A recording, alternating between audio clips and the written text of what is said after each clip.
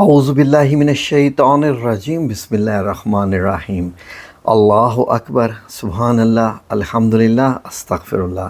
الصلاۃ والسلام علیک یا رسول اللہ صلی اللہ علیہ وآلہ وسلم۔ ناظرین، ایک صحابی جن کا نام سعد اور آگے ان کے ایک اور لفظ لگتا ہے الاسود۔ الاسود، اسود عربی میں کالے رنگ کو کہتے ہیں، تو سعد الاسود یعنی کہ ان کی رنگت انتہائی کالی تھی، یعنی ضرورت سے زیادہ کالی تھی، تو اس وجہ سے ان کو حضرت سعد الاسود رضی اللہ عنہ ہم انہیں پکارتے ہیں۔ تو ناظرین، وہ جب اسلام لائے تو بڑا پیارا واقعہ ہے کہ نیا زمانہ تھا، تو نبی کریم صلی اللہ علیہ وآلہ وسلم کے حضور حاضر ہوئے اور عرض کی، یا رسول اللہ،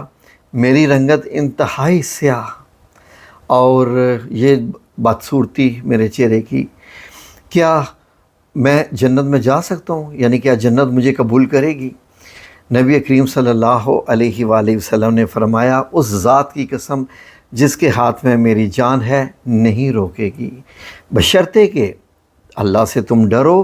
اور اس چیز پر جسے رسول اللہ یعنی میں لایا ہوں، ایمان لایا ہوں، وہ لاؤ، وہ یعنی کرو، تو بس تم جنت میں جاؤ گے انشاءاللہ۔ تو وہ بڑے خوش ہوئے اور ساتھ ہی انہوں نے جو ہے وہ کلمہ پڑھا، اور کلمہ شہادت پڑھنے کے بعد یہ پوچھا، اچھا اب میں مسلمان ہو گیا ہوں تو حقوق کے بارے میں کیا ہے، مجھے کیا کیا کرنا ہے؟ تو فرمایا کہ تمہارے حقوق تو وہی ہیں جو اور مسلمانوں کے ہیں، اور تم پر فرائض بھی وہی ہیں جو دوسرے مسلمانوں پر ہیں، اور تم اب ان سب کے بھائی ہو۔ تو ایک دن کیا ہوا کہ حضرت سعد الاسود نبی پاک صلی اللہ علیہ وسلم کی خدمت میں حاضر ہوئے دوبارہ، اور یہ عرض کی، یا رسول اللہ، میں شادی کرنا چاہتا ہوں، لیکن میری رنگت اتنی کالی ہے کہ اس کی وجہ سے مجھے کوئی رشتہ ہی نہیں دے رہا، اور یہاں پر بھی بہت سارے لوگ بیٹھے ہیں جن کے ہاں میں نے پیغامات بھجوائے ہیں، اور بھی بہت سارے ایسے لوگ ہیں کہ جن کو پیغام بھجوائے ہیں لیکن وہ غیر حاضر ہیں، لیکن سب نے انکار کر دیا ہے میری رنگت کی وجہ سے، تو اب میں کیا کروں؟ نبی پاک صلی اللہ علیہ وآلہ وسلم نے حضرت سعد رضی اللہ عنہ کو پڑھ لیا تھا کہ ان کا باطن کیسا نورانی ہے، اور ان کے نصیب کتنا جو ہے وہ بلند ہے، ان کے درجات کتنے اچھے ہیں۔ تو نبی پاک صلی اللہ علیہ وسلم نے جو ہے وہ تھوڑا سا پریشانی کا دکھائی، اور آپ نے فرمایا، کچھ فکر نہ کرو، تمہاری شادی کا بندوبست میں کرتا ہوں، ایک منٹ ٹھہرو۔ تو آپ صلی اللہ علیہ وآلہ وسلم نے ارشاد فرمایا کہ سعد، تم اسی وقت عمرو رضی اللہ عنہ بن وہب ثقفی، یہ ایک صحابی ہیں جو کہ نئے ایمان لائے ہوئے تھے، ان کے گھر جاؤ، ان کی خدمت میں سلام عرض کرو، اور ان سے کہو کہ رسول اللہ صلی اللہ علیہ وآلہ وسلم نے آپ کی بیٹی کا رشتہ میرے ساتھ کر دیا ہے۔ تو حضرت سعد الاسود بڑے خوش ہوئے، اور یہ ارشاد پاک سن کر سیدھا حضرت عمرو بن وہب ثقفی رضی اللہ عنہ کے گھر میں خوش چلے گئے۔ جا کے دروازہ کھٹکھٹایا تو حضرت عمرو رضی اللہ عنہ باہر نکلے، تو حضرت سعد سامنے کھڑے تھے اور فرمایا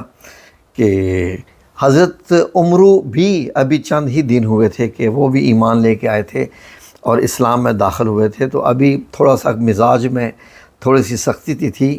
جیسا کہ زمانہ جاہلیت میں تھوڑی سی ہوتی ہے، لیکن آپ سنیے ذرا۔ تو حضرت سعد نے انہیں کہا کہ میں نبی پاک صلی اللہ علیہ وسلم نے مجھے بھیجا ہے، اور انہوں نے یہ فرمایا ہے کہ آپ صلی اللہ علیہ وسلم نے آپ کی بیٹی کی شادی میرے ساتھ کر دی ہے، یہ پیغام ہے۔ تو حضرت عمرو نے جب حضرت سعد الاسود کی طرف دیکھا تو تھوڑا پریشان ہوئے، ان کے جو ہے حیرت ہوئی، اور یہ سوچنے لگ پڑے کہ میری تو چاند جیسی بیٹی ہے، وہ تو اتنی ذہین ہے، ماشاءاللہ اتنی زیادہ اس میں ہنر ہے، اس کو علم ہے، تو اس سے میں اس کی شادی کر دوں؟ تو حضرت عمرو کو تھوڑا سا مطلب ہے کہ اس بات کا حضرت سعد کو دیکھ کے تھوڑا سا برا لگا، اور انہوں نے کہا کہ نہیں سعد، میں تیرے ساتھ نہیں اس کی شادی کر سکتا۔ سعد نہیں، میں نہیں کر سکتا، تم جاؤ،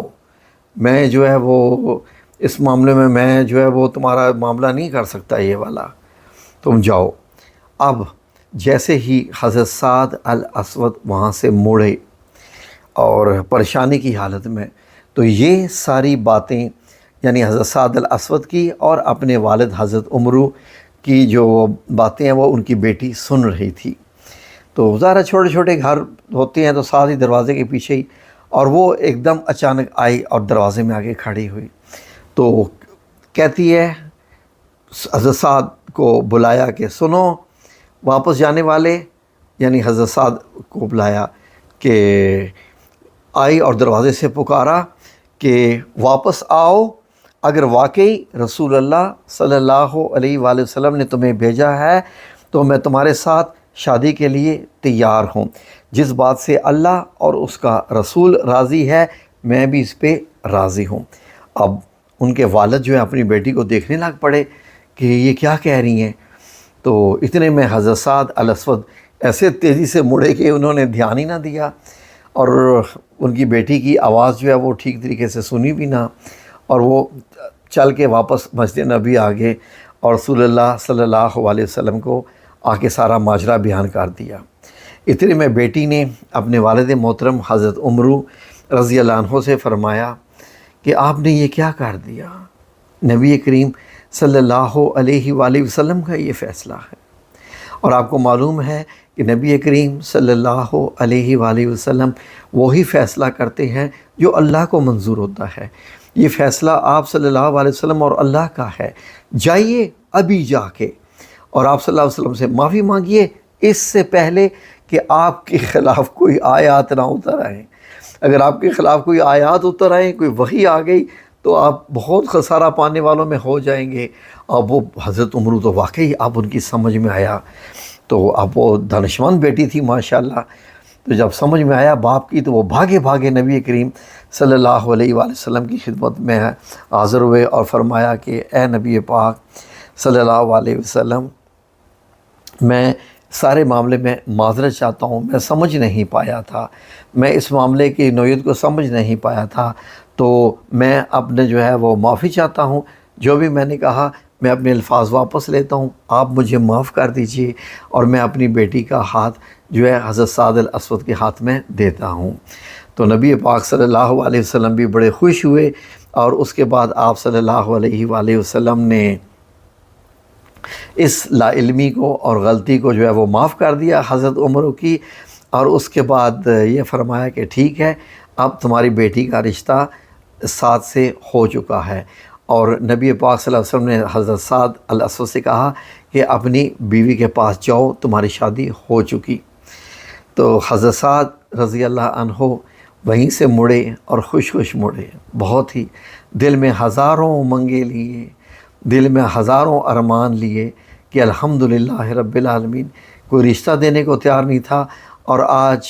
اتنی خوبصورت لڑکی اور وہ بھی اتنی دانشور، اللہ کی بندی اور رسول اللہ صلی اللہ علیہ وسلم کی سچی فرما بردار میرے نصیب میں اللہ نے لکھ دی، میں تو بہت ہی نصیبوں والا ہوں۔ اور انہوں نے یہ سوچا کہ اب ایسے خالی ہاتھ تو نہیں جانا، کہ بات ہو رہی ہے کہ میں بیوی کے پاس جاؤں تو میں خالی ہاتھ تو نہ جاؤں، سیدھا وہاں سے بازار چلے گئے۔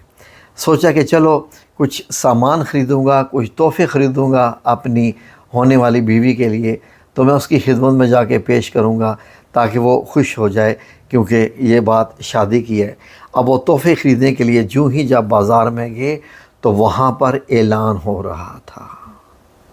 اعلان کیا ہو رہا تھا؟ منادی ہو رہی تھی، کس چیز کی؟ کہ اے اللہ کے شہ سوارو، یعنی گھوڑے چلانے والوں، شہ سوارو۔ اس وقت بازار میں منادی ہو رہی تھی کہ اے اللہ کے شہ سوارو، جہاد کے لیے سوار ہو جاؤ اور جنت کی بشارت لے لو، یعنی یہ نبی کریم صلی اللہ علیہ وآلہ وسلم کی طرف سے یہ والا جو اعلان ہو رہا تھا۔ حضرت سعد الاسود اسی وقت سوچ میں پڑ گئے کہ میں مسلمان ہو چکا ہوں، اور جنت کی بشارت ہے، جہاد کا وقت ہے، تو یہ تو مجھ پہ فرض ہے، تو مجھے تو جہاد کے لیے جانا چاہیے۔ آپ کے پاس جتنے بھی پیسے تھے تو آپ نے ان سے گھوڑا خریدا، تلوار خریدی، اور اسی طریقے سے کچھ اور سامان خریدا، اور یوں کہیے کہ ایک جو شادی کا جذبہ تھا، بیوی سے ملنے کی جو امنگیں تھیں، ان کو ایک طرف پس پردہ پھینکا، بھول کر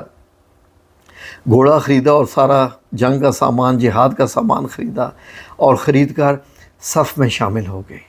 اور امامہ باندھا۔ یہ وہ ان کا یہ پہلا مارکہ تھا، اور اس میں شامل ہو گئے۔ بہت سارے صحابہ تو ان کو اس حالت میں